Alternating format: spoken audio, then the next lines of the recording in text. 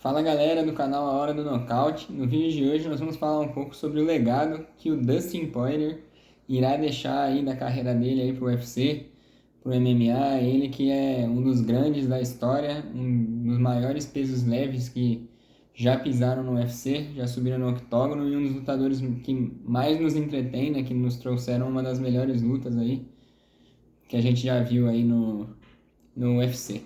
Se você está curtindo o canal e ainda não for inscrito, se inscreva. Se você é novo por aqui, também seja bem-vindo. Se inscreva e ative o sininho que eu estou lançando conteúdo diário. Deixa o like para me ajudar. Deixa um comentário aí falando se vocês curtem o Poirier e o que vocês acham do estilo de luta dele. Se vocês têm alguma luta aí preferida que ele fez aí no passado. E bora para a resenha. Então, Dustin Poirier é um lutador que está há muito tempo já no MMA, né? Ele já fazia parte de competições ali desde o tempo de WEC, que é ali bem antes ali ainda do UFC, né? E depois ele vai pro UFC quando o UFC compra o WEC. E ele começou na categoria dos penas, né?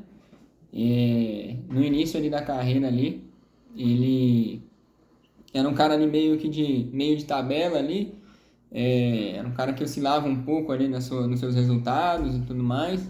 Não conseguia se estabelecer ali nos tops ali da categoria, né? E ele até chegou a enfrentar nomes grandes, né? No passado dele ali, como ele enfrentou o Max Holloway lá, quando os dois eram muito novos, né? Tanto que ele, na estreia do Max Holloway, ele vence o Max Holloway. Ele enfrentou o Conor McGregor lá, acho que foi em 2014, quando eles lutaram pela primeira vez, se eu não me engano, onde o McGregor vence ele. E só que para mim a grande virada de chave dele mesmo foi quando ele foi para a categoria dos leves, né? E aí ele começou a subir, vencer, se destacar e foi ali onde ele realmente fez história, né? Se a gente olhar os últimos 10 oponentes ali que ele teve na sua carreira ali, a gente vê o nível de enfrentamento que ele teve, né? Ele enfrentou, aí nas últimas 10 lutas, ele enfrentou Islam Makhachev, enfrentou Khabib Nurmagomedov, enfrentou Benoit Saint-Denis, Charles Oliveira, Michael Chandler, Justin Gaethje, Conor McGregor, Dan Hooker, Eddie Alvarez, Max Holloway. 10 lutadores muito bons, né? Outros ali geracionais, né? Lutadores fenomenais. E alguns ainda o criticam, né? Por ele não ter se tornado campeão linear. Mas realmente ele enfrentou ali uma sequência aí, como eu mostrei aí, de lutadores bizarros, né? O máximo que ele conseguiu atingir, né, em termos de cinturão, foi o cinturão interino na categoria dos leves, quando ele venceu o Max Holloway na segunda luta deles, né? Venceu por decisão unânime, né? Na minha visão, ele realmente venceu aquela luta ali por 3 rounds a 2, né? Dois dos juízes marcaram 3 rounds a 2 para ele, e um marcou 4 rounds a 1 para ele. Naquele momento, né? Ele pegou o Holloway ali que não tinha. Que o Holloway ainda era da categoria dos penas, ainda não tinha feito uma transição, né? Um ganho de massa ali para subir mesmo para os leves. E ele acabou vencendo, mas todo o mérito dele, né? Ele disputou o cinturão linear, se eu não me engano, foram 3 vezes, né? Ele enfrentou na primeira vez o Khabib, onde ele acabou finalizado com o Mata-Leão. A segunda tentativa dele foi contra o Charles, em 2022. E não sei se foi, acho que 2021 na realidade. E onde ele acabou sendo finalizado, também por um Mata-Leão. E a última tentativa dele foi em 2024 contra o Islam Makhachev. Ele acabou sendo finalizado por um Darcy Choke. Para mim, onde ele até teve mais chances de se tornar campeão foi contra o Islam, né? Que onde foi uma guerra, né? Ele lutou muito bem, conseguiu, né, até fazer um machucado ali, cortou ali o rosto do Islam. Mas aquela luta realmente foi uma guerra e foi uma das melhores lutas ali de 2024. Ele engrossou bem a vinda do Islam nessa luta, né? O Islam teve dificuldades de colocar ele para baixo em dados momentos. Conseguiu, né? Conseguiu impor no jogo dele. Acabou também trocando bem contra o Poirier e conseguiu vencer depois, né? Finalizando ele. Mas isso não exclui e não apaga o fato de que ele é um lutador excepcional, um lutador geracional também, fenomenal. Eu acho que hoje, em termos de popularidade, ele, assim, entre os americanos, ele só está atrás apenas do John Jones. Ele, como eu disse, né, fez lutas memoráveis, né? Pra mim, a minha luta preferida dele é a luta que ele fez contra o Dan Hooker ainda na pandemia ali, né, no Apex, lá em 2020, onde, né, onde não tinha os fãs, né, onde ali os microfones, né, as câmeras ali captaram todo o som ali da luta, né, aquela troca de golpes entre eles, lá foi uma luta violentíssima. Ele venceu o Dan Hooker, essa pra mim é a minha luta preferida dele. Então você vê que só, aí eu tô falando de uma luta de 5 anos atrás, você vê que ele tem lutas memoráveis, né? As duas lutas que ele fez contra o Justin Gaethje, na que ele venceu, ele estava muito bem, né? Ele nocauteou o Gaethje. Até mesmo na que ele perdeu depois, vão ser duas lutas que vão ser lembradas. A trilogia com o McGregor, né? Essa daí talvez é que faz só mais barulho ali na carreira dele. É, como eu disse, ele perdeu a primeira vez em 2014, depois ele nocauteia o McGregor na segunda luta, e depois na terceira tem todo aquele episódio lá que o McGregor se lesiona, né? Eles saem discutindo um com o outro lá ainda dentro do octógono, antes mesmo da luta acabar. E também teve guerras ali com o Ed Álvares também. Cara, se a gente for puxar pela memória ali, a gente só vai ter momentos especiais do Poirier, um lutador maravilhoso, né? Ele que é para mim a principal qualidade dele é o boxe, né? Apesar de ele também ser faixa preta de jiu-jitsu, mas a maioria das vitórias dele ali veio por conta desse boxe, né? Tanto que no ano passado o Benoit Saint-Denis que enfrentou ele lá tentou fazer aquela estratégia de pressão, né? De abafar, de diminuir os espaços, né? Colocar ele na grade, né? E ele não utilizou, né, o grappling dele ali muito ali para tentar atacar o Sandani. Até tentou pegar algumas guilhotinas ali, que todo mundo sabe que quase toda luta ele tenta, né? É uma marca ali, ele fala, né, dando um tom de brincadeira ali, que ele não vai deixar de usar isso, né? E os treinadores dele, até às vezes no meio de algumas lutas, falam, né? Para com isso, né? Não tenta fazer isso de novo, né? Ele fala, não, quase peguei, eu não vou parar. É até engraçado, então toda luta ele traz isso ali pro jogo dele. Mas aí voltando ali na luta do Saint-Denis, né, ele tentou algumas guilhotinas ali, mas nada demais. Ele usou mais o grappling dele para se defender das quedas e tudo mais, daquele jogo de grade. E no segundo round ele vem e nocauteia, né, começou a colocar a mão ali no Saint-Denis ali, conseguiu um dos nocautes mais bonitos do ano passado também.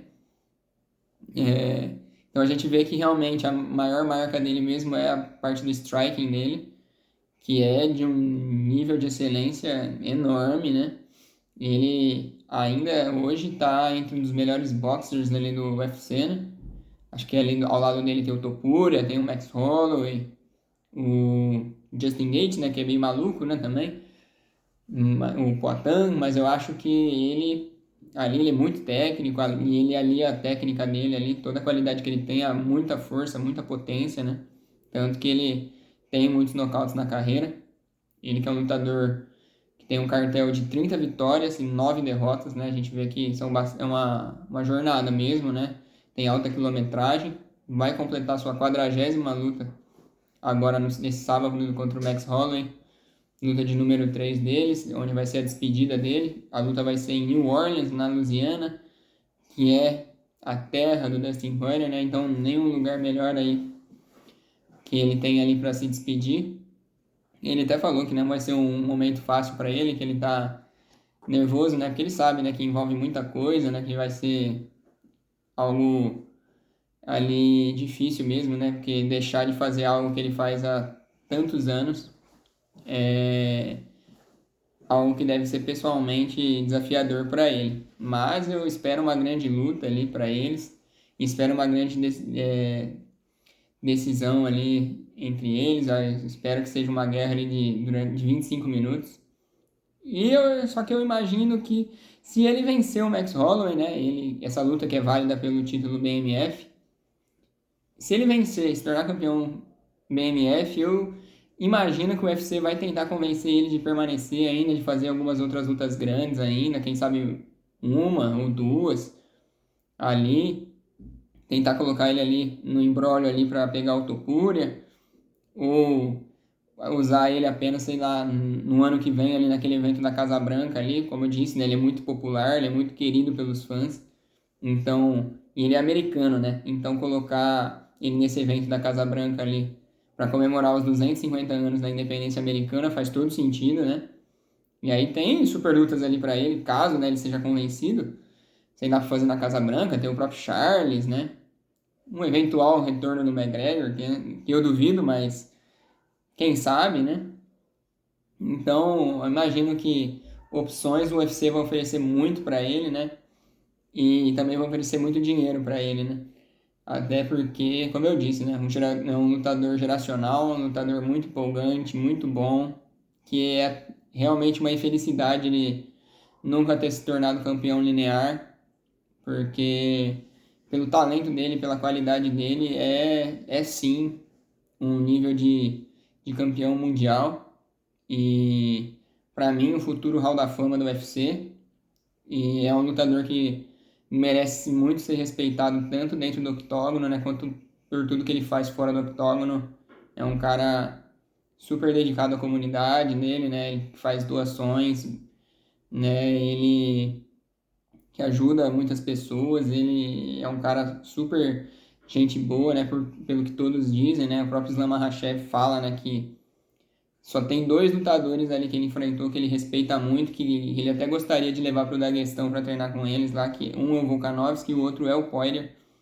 Então, a gente vê como ele é querido além desse ambiente e dos fãs, né, dessa visão dos fãs. E ele também é muito admirado ali entre os lutadores, todo mundo tem muito respeito por ele, e até mesmo os rivais, e é justo que ele não fique esquecido e que a história dele sempre seja lembrada e da maneira grande e brilhante como foi, né? Como o apelido dele já diz, né? O Diamante, né? A gente tem que lembrar dele dessa maneira, porque é um lutador e uma pessoa excepcional. Então esse foi o vídeo de hoje. Deixa um like aí se vocês gostaram da resenha. Comentam aí o que vocês acham sobre o Poirier, se vocês gostam dele, se não gostam dele. Se vocês querem ver ele ainda lutando mais, ou se realmente é o momento de dar adeus ao esporte. E compartilhe esse vídeo com um amigo. Como eu disse, se você já está acompanhando o canal, não se inscreveu, se inscreve e ative o sininho. Se é novo por aqui, novamente, seja bem-vindo. Se inscreva no canal. E ainda essa semana eu vou falar mais especificamente do UFC 318, que acontece no sábado, né? Eu vou comentar um pouco sobre a luta do Max Holloway contra o Dustin Poirier.